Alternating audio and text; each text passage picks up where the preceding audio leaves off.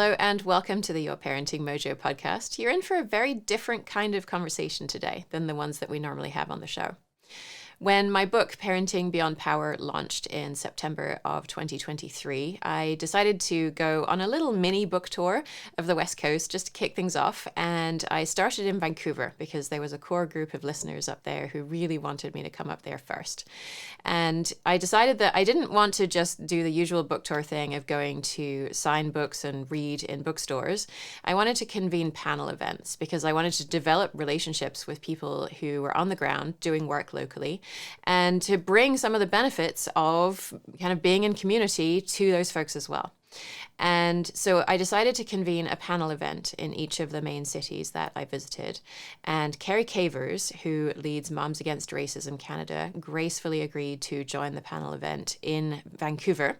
And so we had an event there, and then we kind of hit it off and we decided to get together again. She lives in Victoria, but she had a couple days until her ferry back. So we got together in one of her friend's gardens for a very informal chat.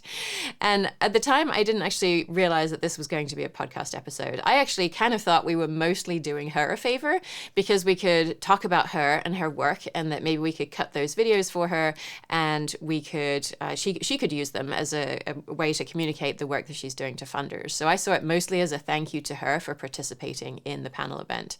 And then once we actually got into the conversation, I realized just what a pot of gold that we had, and I wanted to share that with you. So we're releasing this as a formal episode. Obviously, because I didn't think it was going to be an episode, I went in with a very different set of questions than I would have done otherwise. And I didn't really have the sort of take-home messages that I would normally make sure that we have for you. So I followed up with Kerry afterwards, and she very kindly provided, over-delivered, as Kerry always does, with quite a lengthy list of ways that you can begin to take anti-racist action in your life. So she wasn't able to record it for us, so I will go ahead and read it at the end of this episode. So sit back, enjoy the conversation, and I'll see you again at the end. Hi, I'm Jen Lumenlan of the Your Parenting Mojo podcast. And yesterday in Vancouver, we had an awesome inaugural Cultural Talks event. And Kerry Cavers of Moms Against Racism was a panelist in that event. And we had so much fun, we decided we would come back and do another iteration today. So we're here to have a chat. Welcome, Kerry. It's great to see you. Thank you. It's great to be here. So could you tell me maybe a little bit about who you are? What's Moms Against Racism? What's the work you do? My name is Kerry Cavers. My pronouns are she, her, hers. And I am the founder of Moms Against Racism Canada. So we are a nonprofit organization that has the mission to educate moms and anybody in a mothering role. So teachers, caregivers, educating them around anti-racism, decolonization, and cultural competence so that they can then have the tools and the support to dismantle racism within themselves and to bring that to their families and out into their community as well. So we've been around for 3 years. We're kind of a baby nonprofit. We're growing. But we do have about 2,500 members across Canada, and we're mostly an online community of people, and we do lots of great events. So we have coffee chats like this every month to be able to talk about things that have come up at home or at school, and how do we address this? How do we talk to our kids about this? What kind of language can we use? And then we also have more community type events where we're building those relationships and those connections with each other. So we both have, BIPOC or Black, Indigenous, moms of color in the group, as well as a large membership base of white moms who are in there wanting to do their own unlearning as well. And so it's a really unique community in that we are living those white, like the anti-oppression, anti-white supremacy values, and are really working hard to create a space that is safe for learning, and that people can lean in and be vulnerable and do that hard work. Mm-hmm.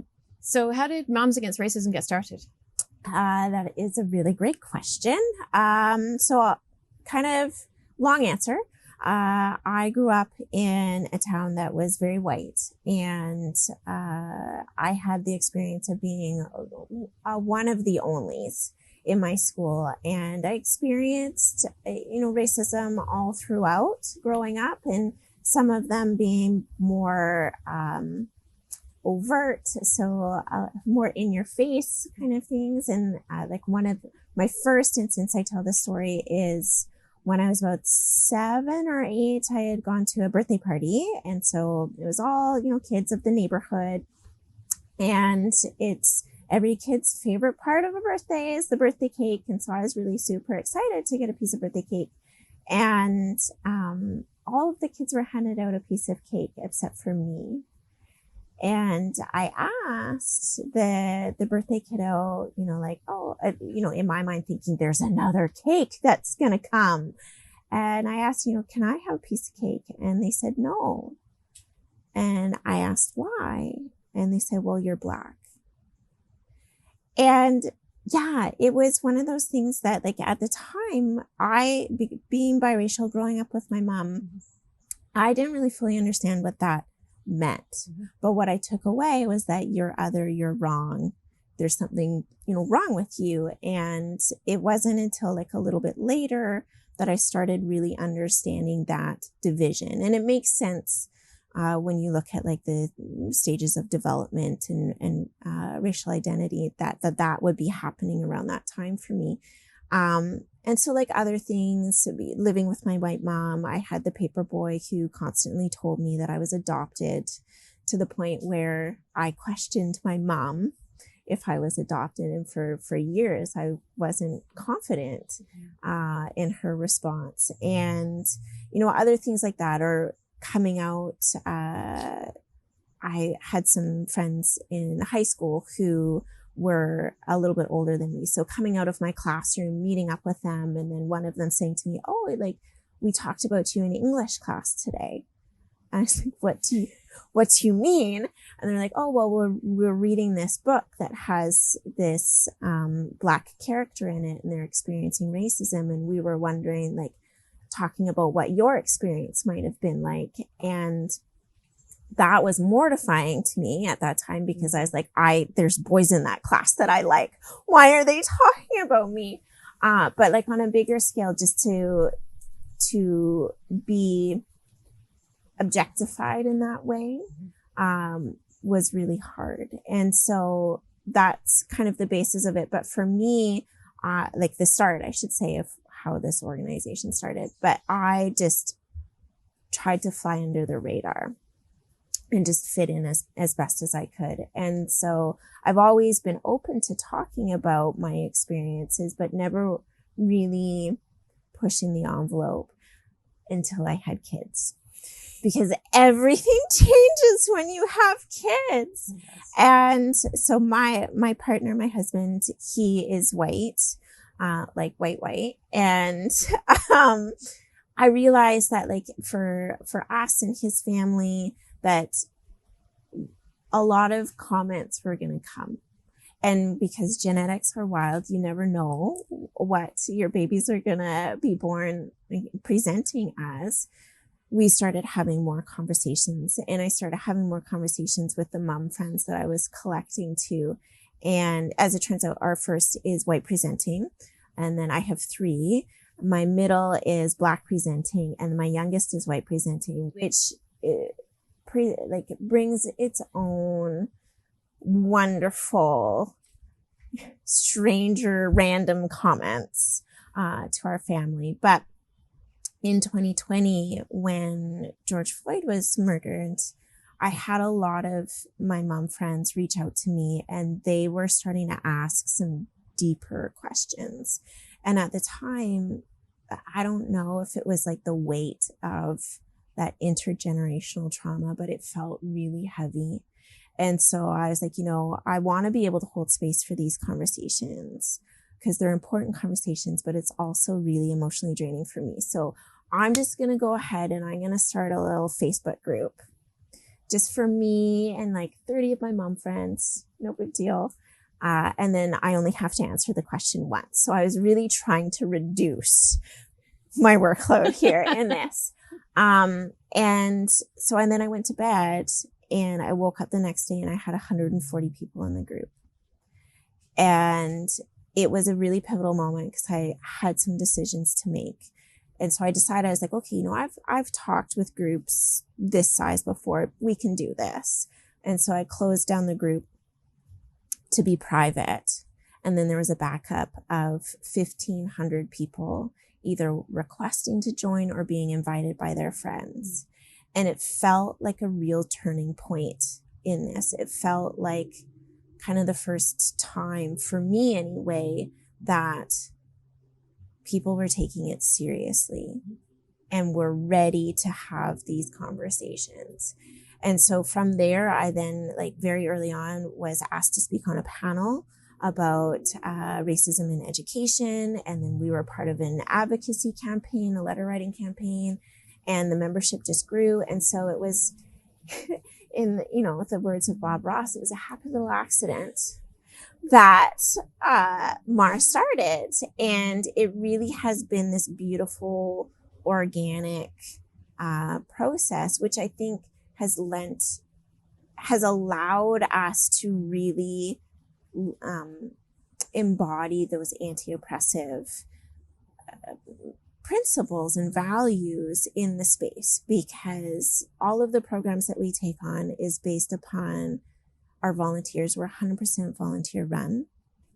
All moms, educators, like the busiest people in the world, all people who have so much conditioning to unlearn. Mm-hmm. And so we do it in a very messy way. We do MAR in a very loving, messy way, in that you have capacity to do this, great, but we don't want you to burn out. Mm-hmm. So I'm long-winded, but that is how MAR came to be. Mm-hmm. So I really feel that it's just me kind of going along for the ride with how things developed. Mm-hmm. Yeah, I want to come back to that messiness. But firstly, I just want to acknowledge we're in Vancouver, right? Yes. We're in Canada. So as far as I know, Canada never had slavery. Is that right? That is incorrect. That is incorrect. Okay, yes. Great. So obviously in the US, we had a long history with it.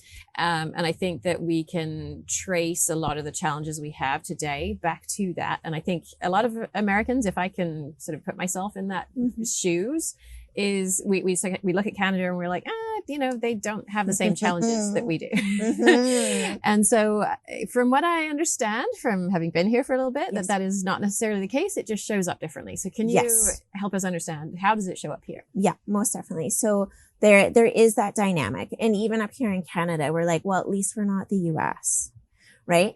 Which becomes a protective strategy from actually having to look and do any of the work. So for us, our Canada, and we're very polite. Canadians are very polite. And we were conditioned, like my generation and prior, that we are a multiculturalism haven, right? We are inclusive of all people, which is not true. And we kind of have this feeling that we just fell into racism as it is. But when you actually look back, our nation was founded upon and built upon genocide of Indigenous peoples, enslavement of African people, with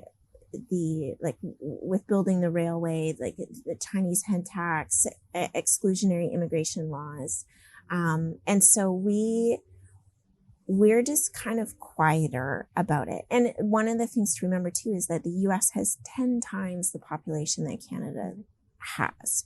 So almost all of the people who live within Canada could fit within California. So even just by volume, there's more happening in the US. So it seems more egregious, but we have the same kinds of things here too. We have, Black people who are disproportionately targeted by the police. We have wellness checks that actually end up in situations of death for Indigenous communities. And we have, I think it's right now the number is 25 different First Nations that don't have clean drinking water. And this is all like policy type stuff. So a lot of it's through legislation. So a lot of people are like, well, that's just how it is. Mm-hmm. But we then go back and think about like, well, who wrote these policies and legislation, mm-hmm. and what was their lens? And so much of it was written to benefit those first European settlers who came over. So for us, like with enslavement, we had like much of the people who came over and that were enslaved did end up in the US. And then we have this story of like, oh, we're the hero with the Underground Railway. But what actually happened was many people migrated up and just found very similar conditions here. And we were like, like you say, we're in Vancouver. So demographically speaking, we have more people of the African diaspora on the east coast of Canada because of that slave trade route. And it becomes less and less Black the more and more west you get, and which is an interesting dynamic, because then racism shows up very differently province by province. So we have like micro environments, and so the experiences vary. So from mine of more polite racism, I think like for me, the most overt violent that I've experienced was we had our van keyed because myself and another racialized person, I suspect, were seen exiting the van. And so someone keyed our van. But there's still like, things aren't necessarily getting better. And people are becoming more and more brazen with their racism and their views. And so my concern for physical safety continues to increase for myself, for my kids. Yeah. So we're not that much different. Yeah. Okay. And so you mentioned sort of this messy unlearning, yes. which I think a lot of it has to happen with white people, right? We're the ones who have to do the bulk of the unlearning. And so what does that look like when somebody's associated with Moms Against Racism, right? Mm-hmm. When they join the group, what happens? What are we unlearning, and how are we unlearning it? It's yeah. So I agree with you. I think there's work that white people need to do in their unlearning, and then there's work that racialized people need to do too. So I'll talk about that in a sec. But with Mar, like,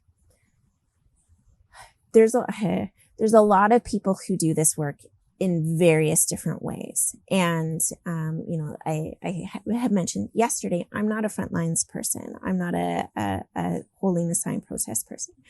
I don't like crowds. And so, but I love the people who are those people that can go and do that. And that's the way that they want to do this work.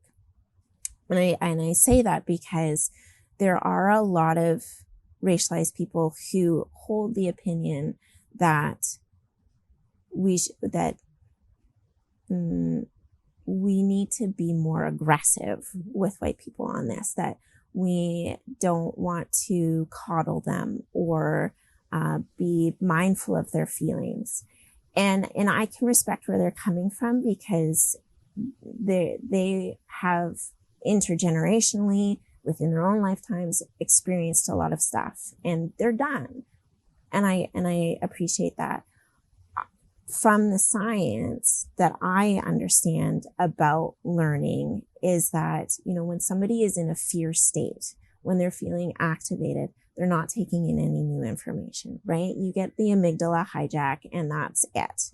And we see that with the fragility that happens and pops up in the defensiveness. And so within MAR, we are really focused on, it's a learning space, right? We know people are going to mess up. We know people are going to ask a question, and there's going to be people who go, but we're gonna like take a moment and be like, hey, actually, you want to use this language, or I see where you might be perpetuating something, or you have a bias that needs to be addressed just by the way that you're framing this. And we are really focused on calling people in and coming alongside them with their learning. And that is not for everyone. Mm-hmm. It's not, there are some white people who that is not for a variety of reasons. And there's some racialized people who it's harmful for them to be in that space. And I very much respect that. But that's how MAR is different. And that's kind of like on our highway to racial justice. That's our lane. Yeah. And then if I may, with the racialized people needing to do the work, like we live in a white supremacy society, right? Like, as you talk about, we are conditioned with many different oppressive systems, and that it doesn't escape us either.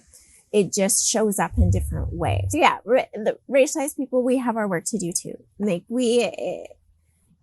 there are some people who have the privilege of growing up in families that are deeply connected to culture, that they've been able to have these conversations before and are very grounded in their understanding of racism and how it impacts them. But there is a large population of racialized people who haven't had that privilege of being so grounded. And especially here, when we have so many people who have brought their families here over the generations, and Canada is really a country of assimilation, right? So come be part of our multiculturalism mosaic, but like, don't bring your culture too much, mm-hmm. right? And so there's a lot of people, my generation, if you don't talk about it, it's not happening, right? Doesn't exist. It doesn't exist. And I want you to have better experience than me. Yeah. And so people have lost languages, they've lost connection to culture, they are not understanding what racism is, microaggressions are, and they're simultaneously doing this unlearning at the same time that white people are doing this unlearning. And so it is really messy because there's oftentimes, especially for racialized people who are in workplaces who are now prioritizing this, because there's a lot of people who are having these conversations that they'll get tokenized, or there's an assumption that they can just speak to this. And that can create a lot of feelings of shame because they don't want to say, well, no, I don't know, or I'm just learning this too. Mm-hmm. So, and within racialized communities, we gatekeep each other. We do oppression Olympics, or the colorism that happens. And so there's unlearning to be done on both sides. Yeah. And with that, there is humility and grace that needs to be shown both sides. Yeah. And I really feel that relationship is the way out of this, right? It's like all of these systems have been created to break that down. And so if we can do this work individually, alongside each other, and together, we can start building those relationships. Yeah. I'm curious about whether your mom talked with you about racism. Not at all. Not at all. No, my mom had a whole host of challenges of her own that created a very chaotic environment for me growing up. And I wasn't that connected to my dad or my dad's side of the family. So I had no real connection to my culture. I remember, but it was in me. And so like I would see things and I would gravitate to things. Like I gravitated to the Black TV shows that were on at the time in the 80s, and gravitated towards like In Living Color. And I wanted to be a fly girl so bad. And so much so that like I told my mom, I was like, I want it. But I didn't have the words, right? And so really what I wanted was to go and do hip hop class. And so I was like, Mom, sign me up for dance. And so they put me in dance. And then I got into like jazz ballet, and I was a raindrop. I was so mad. I was like, what is this nonsense?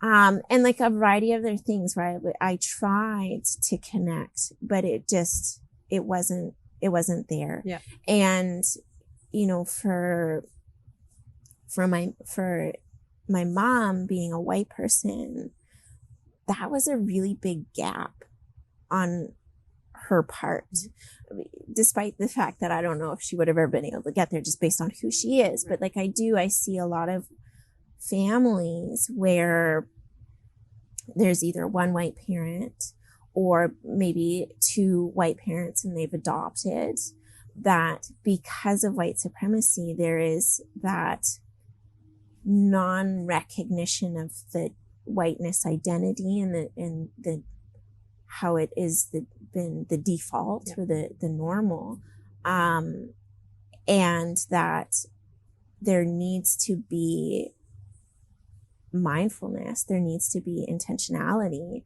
in ensuring that child knows all the parts of them. And coupled with that, the white savior, so under white supremacy, that way of thinking of like, I'm the best, I know best, I'm going to come in and save the day because I save you from yourself, essentially, which creates a chasm in identity, which is something that I have been working really hard as an adult now to bridge that and to heal those parts of myself and to really like get to know who I am and everything that makes me me. Yeah.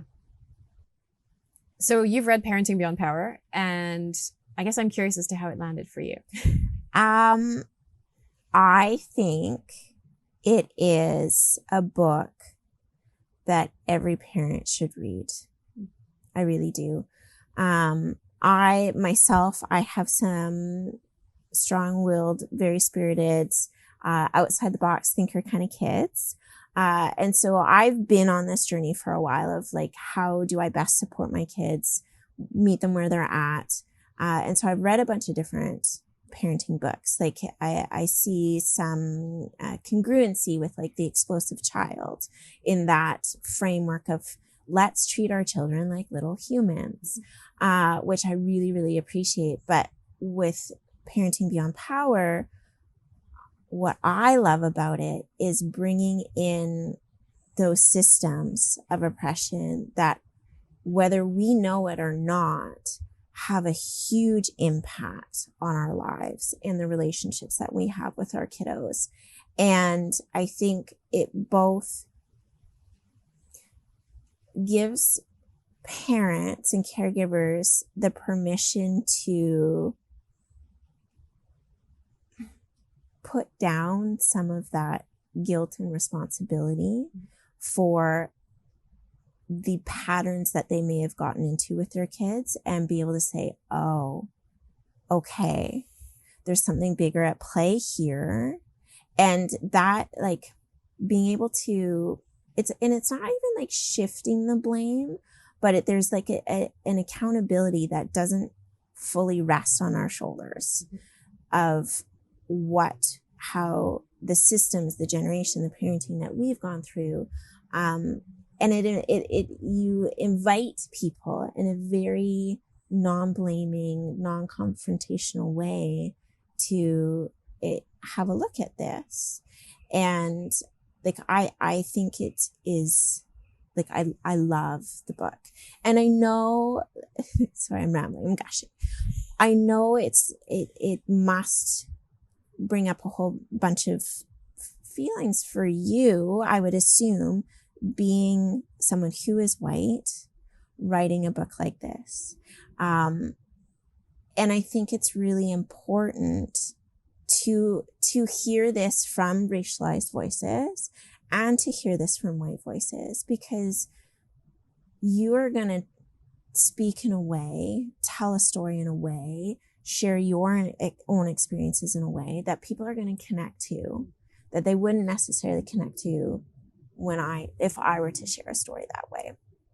So I think it's really important. And I think it's really important for white people to say, look, I'm doing this work and I'm surviving. Like, I haven't fallen apart, right? And so I love the book. I love the book. Thank you. That means a lot to me. And there are some people who say that a white person shouldn't write this book. Mm-hmm. And so I definitely struggled with that. And I think that the key thing that made me want to write it was, absolutely, we have to read and support the work of BIPOC writers. Mm-hmm. And I haven't seen a book that talks about what is essentially doing anti-racist work, right? From a perspective that's different than talking with your child about race, mm-hmm. which we have to do, right? Mm-hmm. We can never, mm-hmm. ever stop doing that. But if we are talking and we're having the conversations, we're reading the books, we're doing those things, and then we're turning around and using our power over a child mm-hmm. to get them to do what we want them to do, mm-hmm. then, I mean, anyone who's ever sworn in front of their child knows that if you then tell them not to swear, they don't take the lesson of your words, yes. right? Yep. They take the lesson of your deeds, your mm-hmm. actions. Mm-hmm. So it was really important to me to not just have the background of why is this important, but then, and what do we do about it? Where mm-hmm. do we go from here? So I'm also wondering, are there aspects of the tools part of the book that landed for you in a way that other resources haven't, that you've been able to use maybe since mm-hmm. you've been reading them? Could you tell us about that? Yeah. So I will admit that with reading the book, for me, it was a simultaneously reparenting, healing part of myself, as well as examining how I'm showing up in the interactions with my kids.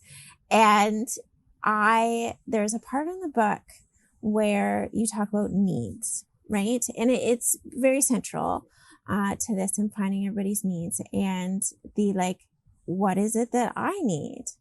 And I had to really sit with that. Mm-hmm. And I really appreciated the resources in listing out the different needs, because that was really helpful, because it felt overwhelming when for someone who, the way that I grew up and how I am now, I often put other people's needs in front of mine. And even just but there was a time when I was really mindful of setting boundaries and not putting someone's needs in front of mine. But life happens, right? And having 3 kids and trying to manage a household, and sometimes we just lose ourselves in that to make sure that everything else is working. And so when I got to that point in the book, it made me stop. And I was like, I really need to connect back in with this.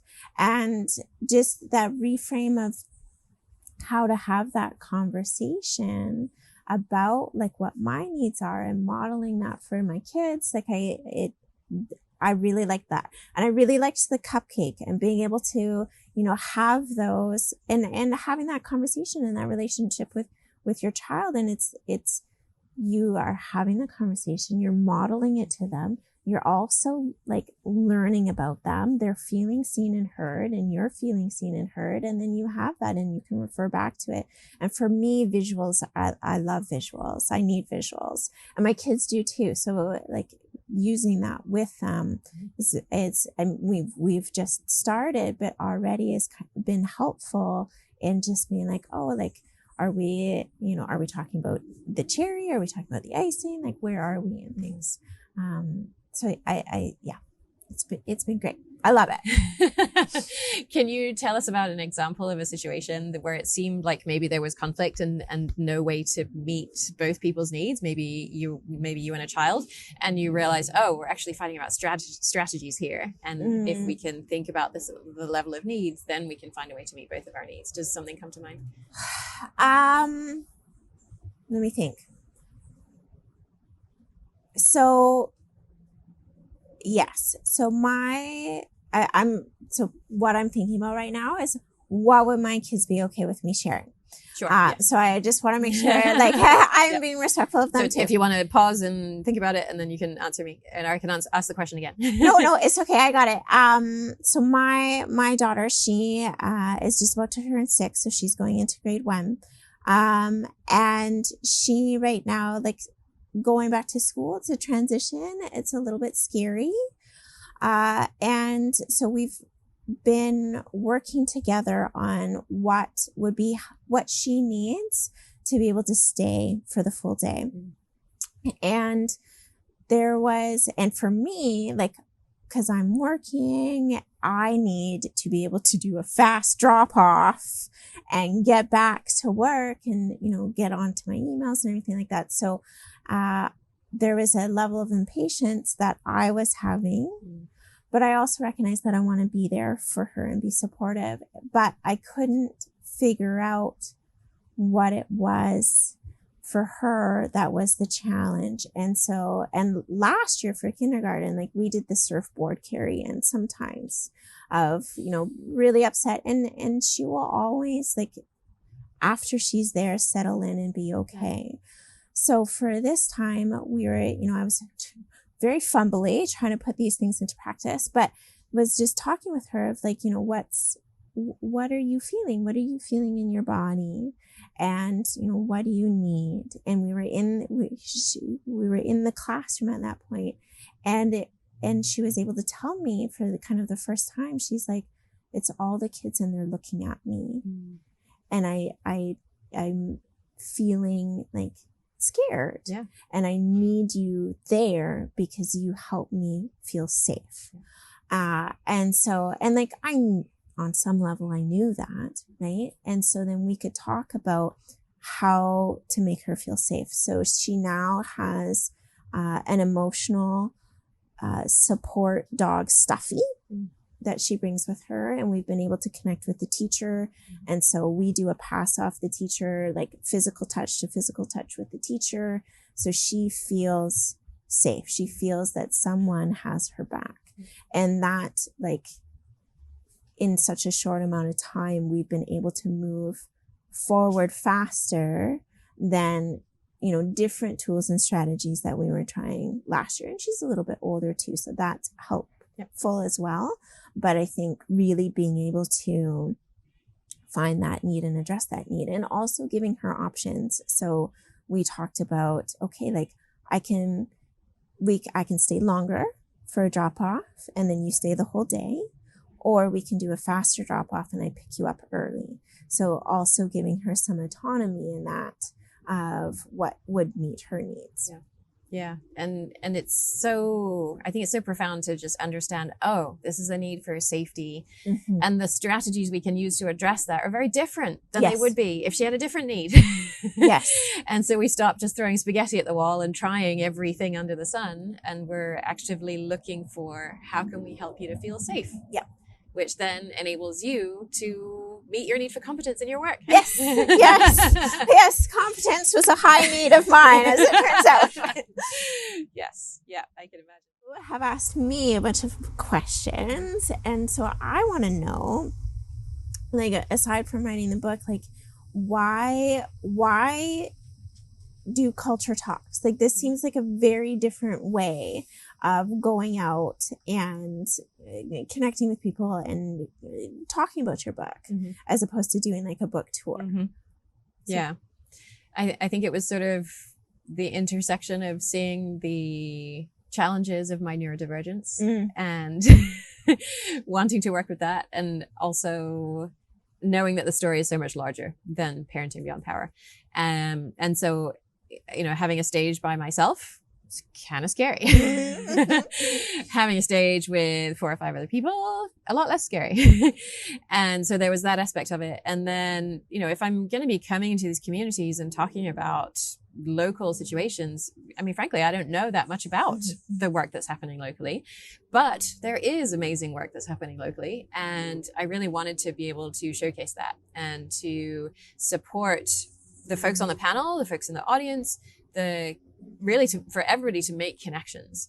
And I was really happy to see some of that happening in the event that we had yesterday, where we saw two people who lived 2 blocks down the street from each other and had no idea. And they just met, and now they're going to get together. And some of the panelists making plans to get together and have coffee together. And so if nothing else happens, amazing community and connections have already been made. And in addition, I think that the audience members now see the panelists in a different way than they saw before, right? They see you in a different way than they've seen you before.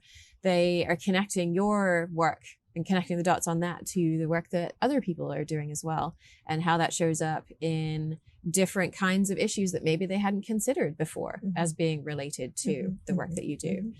And so it's really about moving beyond our silos, right? We have this idea that, well, it's my book and I'm going to do this thing and it's all going to be about my thing. And I'm like, that's white supremacy, white supremacist way of going about it. So do I want to be part of perpetuating the system that I'm trying to work on dismantling? Or can I imagine a way that shares the audience, that shares the thinking, that shares the ideas, that shares the passion and the relationships with a broader group of people, so that we can all benefit from that. We can all learn from each other and support each other's work. And so I think, that's why we're sitting here today, is because we had the opportunity to be together on the panel and then saw another way that we could work together that can support both of us. And so I hope to replicate this, not in its exact form, but with different topics, with different people working on different areas of these issues in many different cities around the US, Canada, other places, maybe even further than that in the long term. So yeah, it's really sort of seeing it as part of a movement, part of a broader conversation that's happening in the world about these really challenging social issues. So so I asked you to be on this panel, and I will never forget the way you responded, actually. So I wonder if you remember the way you responded. And I'm also curious as to, why did you agree to do this? Why did you say yes? So I, being in this space now, will get a lot of requests to come and talk and be somewhere. And oftentimes I can tell it's really just a checkbox. The way that it's been phrased or asked, I can tell that an individual has not done much work. They're not really valuing the weight of the situation. And the way that your email came in, your request came in, and how fulsome it was and all the details. And for me, what I appreciated the most was the vulnerability that came through from you, of you had an awareness of your social location. So your privilege intersecting with the variety of, other things that you have going on, what you're trying to accomplish, and being up, there was nothing to hide, right? It was very transparent. And then adding in the pages of the book to give me a preview, I felt fully supported in that. I felt like you had thought through how you were going to keep me safe, how you were going to ensure that it was a respectful environment in all of these kinds of things. So I felt no hesitancy in saying yes. Okay. And so what made it be an event that you wanted to do, right? So you get invited to so many events. Why this one instead of a different one, given how limited your time is? Yes. So for me, what the book was based on is very much the work I see our membership needing to do for moms, for the mothering people who are in our part of our group. It really is that untangling of those systems and how that shows up in parenting, because my thing for Mar is people who are embodying anti-racism. And if as parents, we're not tackling some of these bigger ways that it shows up for us and the power struggles that we have, because that power struggle is what keeps all of these systems of oppression in place, we're not going to do it. And so I felt like there's a natural alignment with what you were doing, being able to come and connect with some other people who are doing fantastic things as well, was of interest to me, because it can get lonely being someone who is pushing that boulder up the hill. And so connecting with like-minded people was a draw for me. And then just being in a space of community and talking about this, it's my jam. I love it. So, when all of those things were in place, it felt like a really special opportunity to participate in something. I think that the universe blesses us in different ways. And one of those blessings has been getting to know you. I'm very grateful that you reached out to invite me to participate in this. And I hope that we can continue working together. And one of the things that I've been thinking about and just wondering is like, what of doing this work that you do with the book and the podcast and bringing people together to have these conversations, like, how does that fill your cup? Like, what do you love the most about that? I think that learning about my white privilege, learning about patriarchy, learning about how capitalism has impacted us is something that it's like one of those things that once you know it, you can't unknow it. And once I know something like that, it's really hard for me to turn away from it and to not do everything in my capacity to do something that really, I hope, makes a profound impact in the world. And I think thinking about my needs, my need to matter, right? To do something that leaves the world in a better place than I found it is really, really strong. And so the form that takes is going to vary, right? Sometimes it's going to be a panel discussion through Culture Talks. Sometimes it's going to be listening to a podcast episode or writing a book. And those messages can come in different ways for different people who learn in different ways and who, want to be in community in different ways. And really, I'm just trying to provide options for other folks to learn the same things I have learned and the impact that this has had on us, right? This has affected all of us. It has affected some of us way more and in way different ways, but it has affected me too. It has hurt me too. It has stolen things from me too. And so when people see that, when they understand that, they're going to be more willing to come on this journey and to walk with us, right? I'm not a person who's figured this out and fixed it even in my own life, never mind, anywhere further than that. But it's more finding people to walk on this journey with together. I really think is how the work happens and how it gets done and how we change these systems so that we can move toward a world where everybody belongs. Where nobody has to hide a part of themselves because they feel ashamed of it, that they won't be loved and accepted for who they really are if they show that part of themselves, that we can just be our whole selves and know that will be seen and respected and understood and loved. That's what I'm working towards for myself, for my daughter, for yourself, for your kids, for all of our kids, so that we can create that world together. Beautiful. And it will be enough. I hope so. Thank you. It's a real honor to speak with you and be here with you. Oh, thank you so much. I love it. I hope you enjoyed listening to that conversation as much as I enjoyed having it. It was a real pleasure and a privilege to meet Kerry and to get to dive a little bit deeper into her background and all of the things that she's accomplished through Moms Against Racism Canada. I wanted to conclude with the list of actions that she sent me. And before I say that, I just wanted to say I'm going to pretty much give you her words unedited. So this obviously is when I present a list of actions that you can consider taking, then it's one person's view, right, of actions that we can take. And this is Kerry's view. So there are some things on here that other people would say are not necessarily the primary thing you should be focusing on. An example of that might be land acknowledgements, right, which is where you are looking to understand whose land you are on when you're living and working, and to verbally acknowledge that. So I've written land acknowledgements. I have one on the Your Parenting Mojo website. There's one in Parenting Beyond Power as well. And but there's also a very different perspective that says that land acknowledgements are very performative and are not actually very useful. So just kind of take this as a list of things that you can try.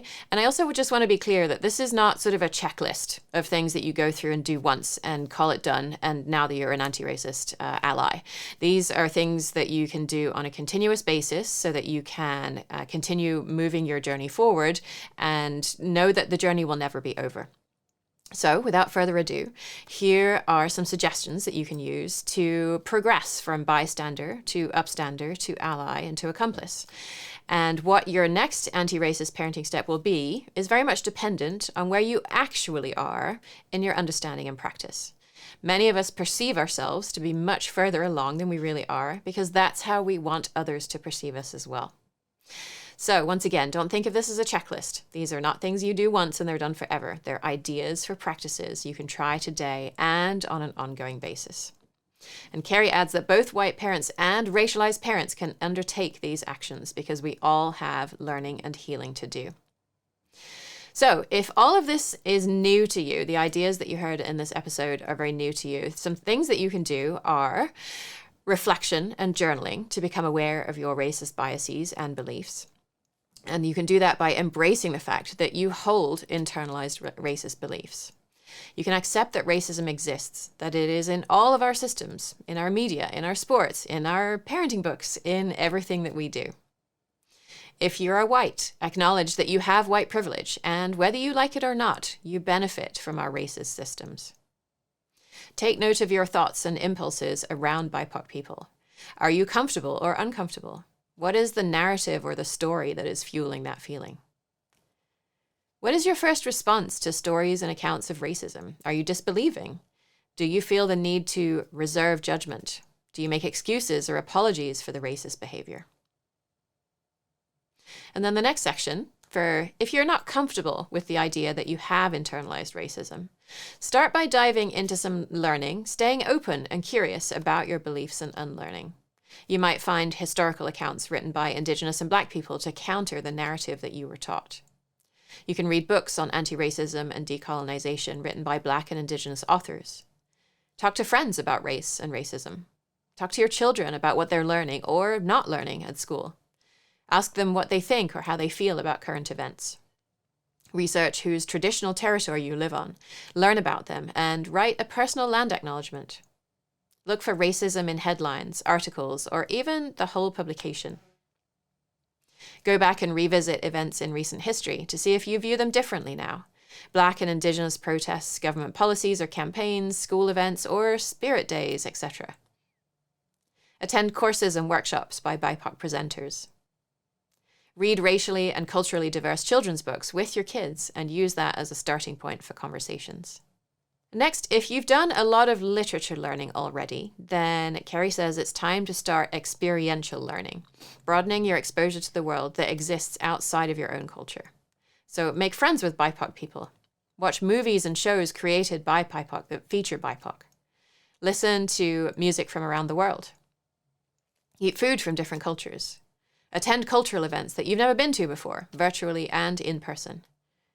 Do a diversity book audit and replace all your white-centric books with books featuring main characters or all characters of different races and gender identification and abilities. And then finally, it's time to take action and set yourself up for the long run. So practice having consistent conversations with your kids about race, racism, and white supremacy. Find friends or groups who you can take this journey with and schedule monthly time to move yourself forward. Support an action doing this work, like Moms Against Racism, as an engaged member, or with financial donations, as a volunteer, or all of the above. Check in with your children's schools or childcare to see what actions they are taking to incorporate anti-racism into their curriculum. You can buy a diverse book bundle for your child's teacher or school, and Moms Against Racism can facilitate that for you if you'd like, or donate diverse books to the school library. Attend the school parent advisory meetings and speak up when there are plans that may be exclusionary or discriminatory. Back up the racialized folks who speak up.